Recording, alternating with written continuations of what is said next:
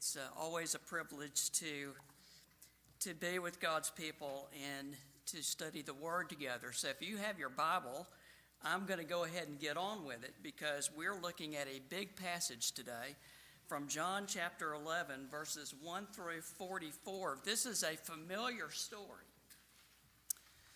You've all heard it before. It's a big story. And I was tempted to come in and just go, I'll just read a short portion of it and then we'll cover it as I go through it. But it's too big not to read. By the way, I love that we have the kids in here.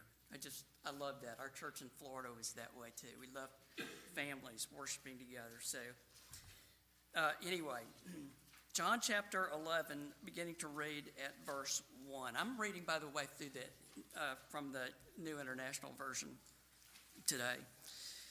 Now, a man named Lazarus was sick. He was from Bethany, the village of Mary and her sister Martha. This Mary, whose brother Lazarus now lay sick, was the same one who poured perfume on the Lord and wiped his feet with her hair. So the sisters sent word to Jesus, "Lord, the one you love is sick." When he heard this, Jesus said, "The sickness will not end in death.